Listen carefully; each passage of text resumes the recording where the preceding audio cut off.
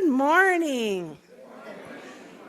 Welcome and most happy blessings for this wonderful winter solstice, and the sun will return.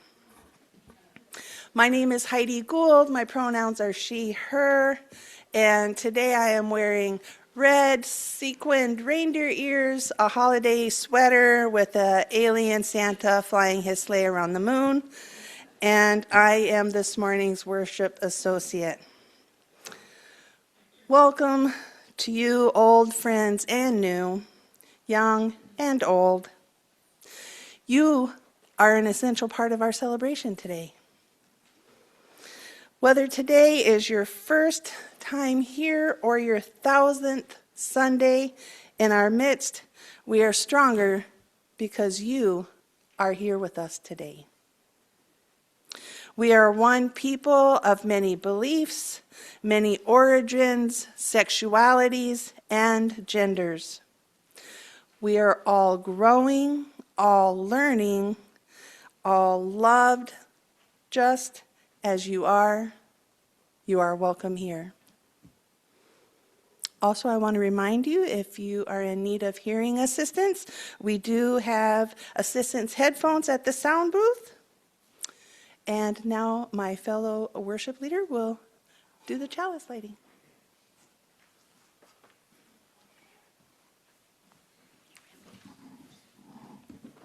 Good morning.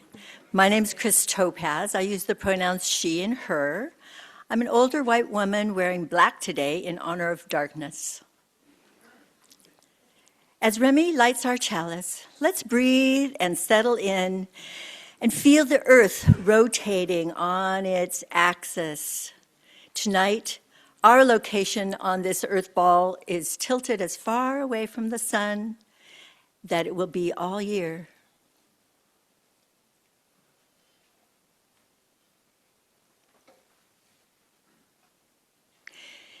Today is the fourth Sunday in Advent, the traditional Christian ritual of looking forward to Christmas. As Unitarian Universalists, we embrace the principles of the Advent candles. The first one is lit for hope.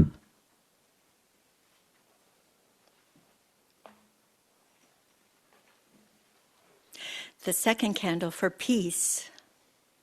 The third for joy. And the fourth candle for love. Thank you, Eli. Hi, my name is Silas, and I'll be reading And Now It's September by Barbara Crooker. And now it's September, and the garden diminishes. I can't hear. And now it's September, and the garden diminishes. Cucumber leaves rumpled and rusty, zucchini felled by borers, tomatoes sparse on the vines. But out in the perennial beds, there's one last blast of color. Ignitions of goldenrod, flamboyant asters, spiraling mums, all those flashy spikes waving in the wind, conducting summer's final notes. In the ornamental grasses have gone to seed, haloed in the last light. Nights grow chilly, but the days are still warm. I wear the sun like a shawl on my neck and arms. Hundreds of blackbirds ribbon in, settle in the trees. So many black leaves. Then, just as suddenly, they're gone. This is autumn's great departure gate. And everyone, boarding passes in hand, waits patiently in a long, long line. Thank you.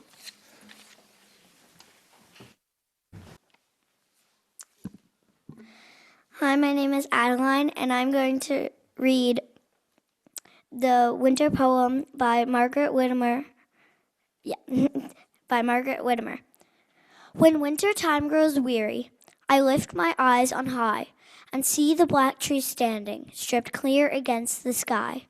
They stand there very silent, with the cold flushed sky behind. The little twigs flare beautiful and restful and kind. Clear cut and certain they rise, with summer past. For all that trees can ever learn they know now, at last. Slim and black and wonderful, with all unrest gone by. The stripped tree boughs comfort me, drawn clear against the sky. Thank you.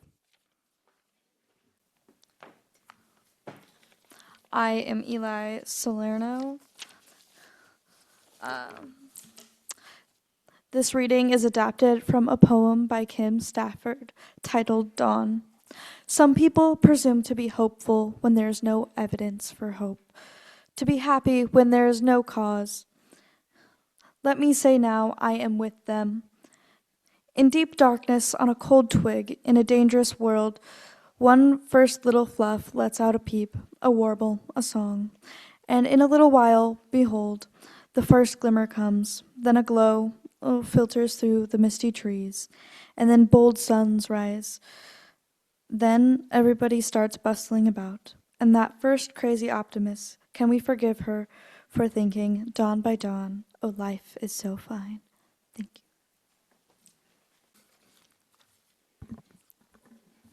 Hi, my name is Griffin, and today I'm going to read the summer poem, Carrot, by Leah Green. Take all summer your ember from the sun, its walking meditation, store it in small vaults of light to keep the rest of us, and when winter seals around each day, we'll flicker to the table, we'll gather to your orange flame.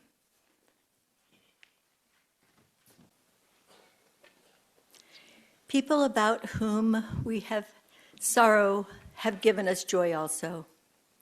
Situations about which we have sorrow sometimes have to be tolerated.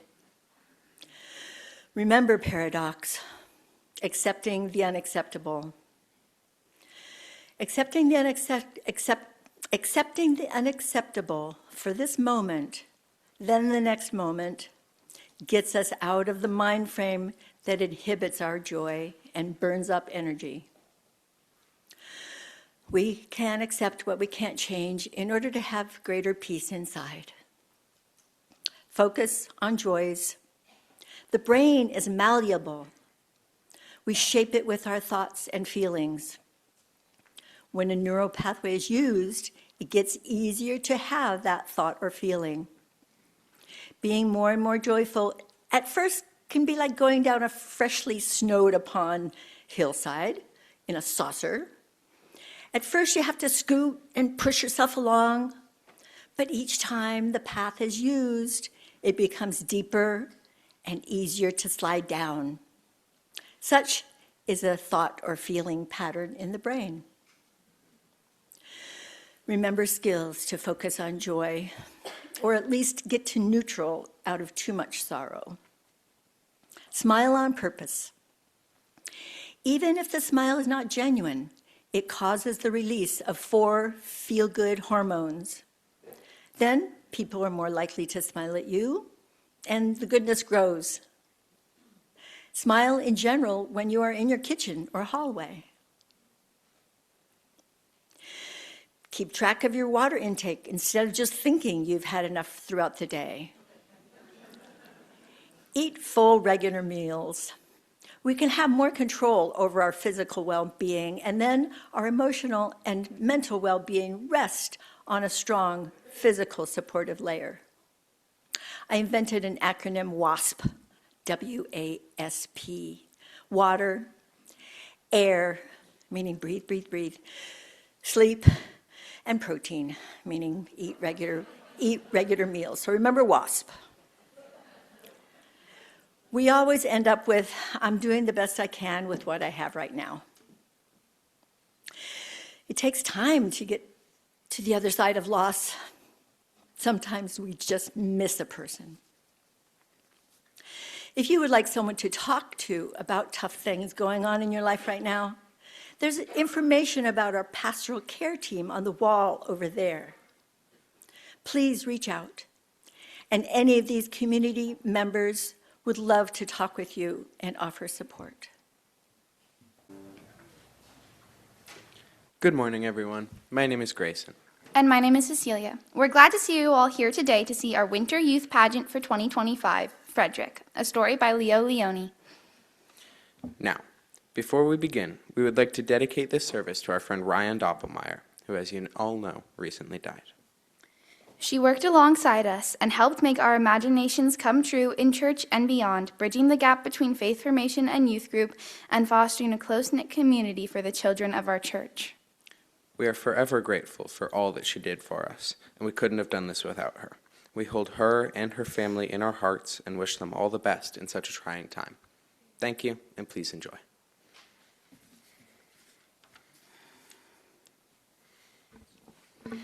All along the meadow, where the cows grazed and the horses ran, there was an old stone wall. And in that wall, not far from the barn and the granary, a chatty family of field mice had their home. But the farmer had moved away, the barn was abandoned, and the granary stood empty. And since winter was not far off, the little mice worked all day and night, all except Frederick. Frederick, why don't you work? I do work. I gather sun rays for the cold, dark winter days. And when they saw Frederick sitting there, staring at the meadow, they said,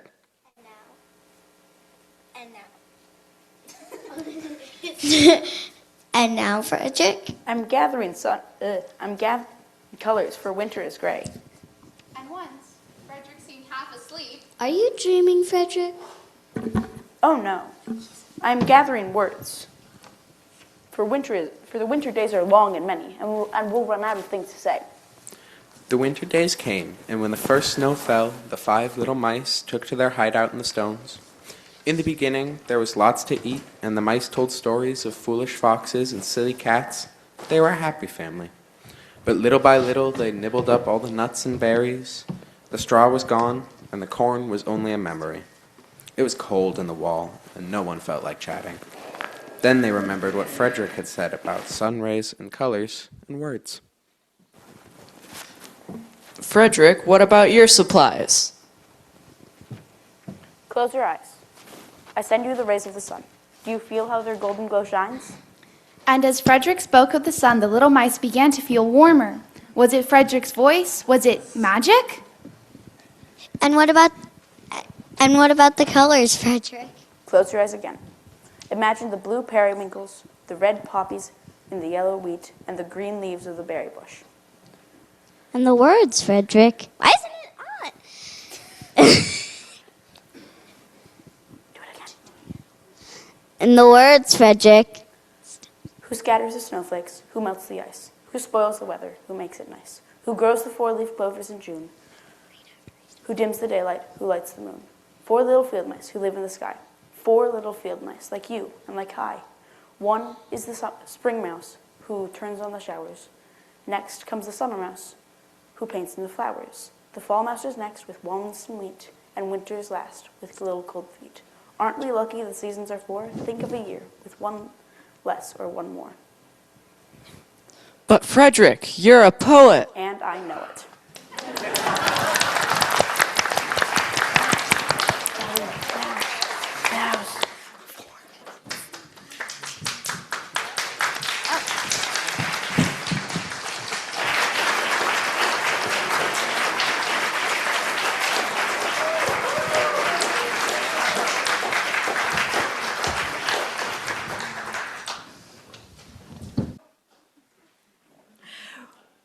What's your favorite season?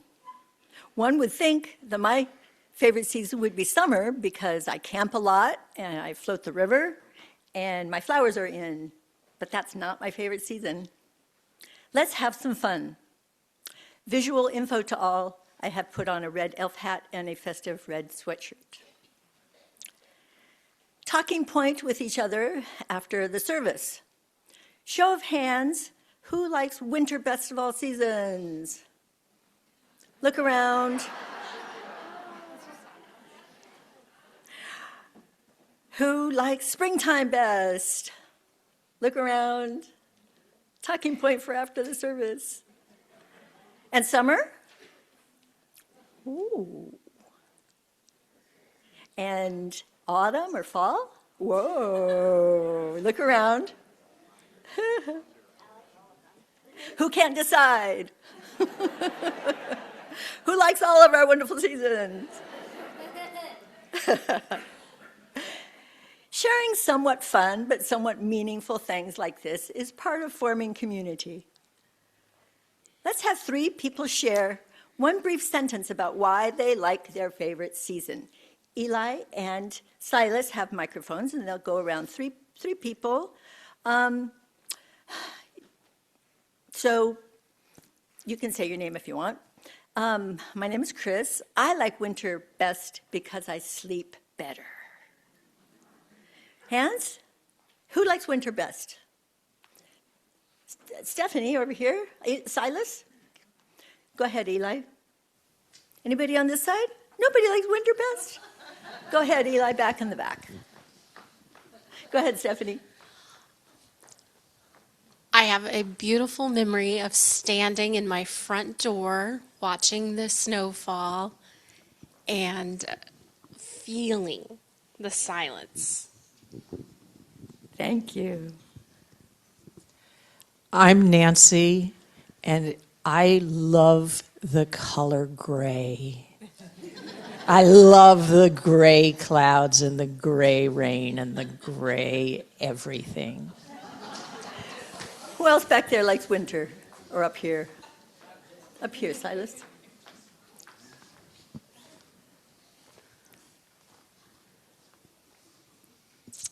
My name is Janet. I like winter because as the days start getting darker earlier, I can stop. I can tell myself, slow down. All right, who likes springtime best? Raise your hand. Go ahead, Silas and Eli, just pick someone. Thank you. I love springtime because it's like hope. It's what's to come yet, and things are budding, and the smells anticipated of the daphne bush and the things yet that are going to burgeon in the future. Okay, and remember to speak closely into the microphone. Go ahead. I love the anticipation of waiting as the buds swell and waiting to see how beautiful they're going to be.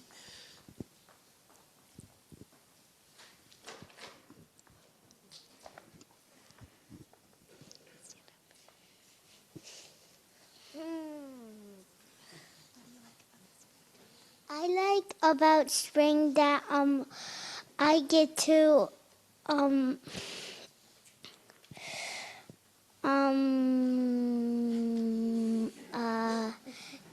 sometimes go somewhere fun. Great, sometimes go somewhere fun. Fabulous. Okay, all you summer people, raise your hands. Who likes summer best?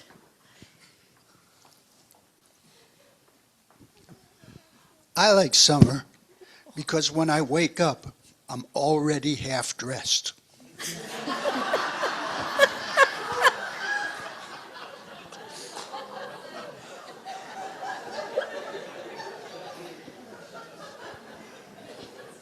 I like summer best because you get to go out and like go to the pool and do a lot of fun things, and you don't have to go to school. Well, I like summer best because I like to be warm and I can drive later than 5 o'clock.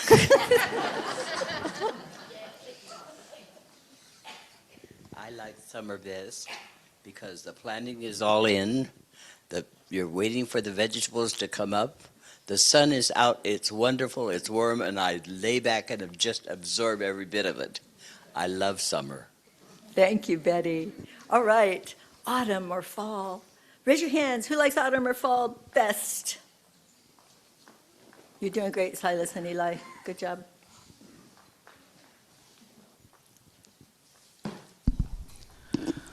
Teresa on Zoom says, I love fall when the leaves change color and the coolness returns. Sorry, Zoomers. Thank you, Kat. I tend to get really scattered over the summer, doing a lot of very fun things, and a return to routine and a return to doing things in a sort of systematic way makes me start to feel calm and able to find myself again. Thank you. Anyone else on Zoom like fall or autumn? And go ahead and put yours in on Zoom. We'll zoom back around you. Hi, I'm Jean Marie, and autumn is my favorite because on about August 15th, every year I've lived here, the smell begins to change and the crickets come out.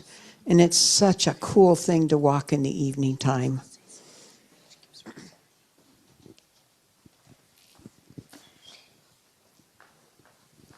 Do we have one more? Okay. We have someone up here. One up here, and then on Zoom.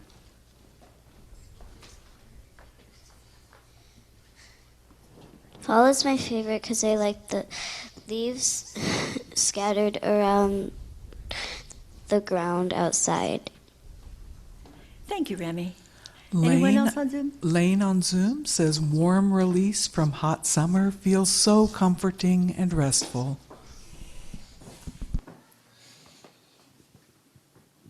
Anyone And else? one more from Zoom. Sierra says, I love fall for the reminder to calm down, to get cozy and reflect on the changes. Fall harvest is my favorite food. Thank you all. All right, let's give everybody a hand.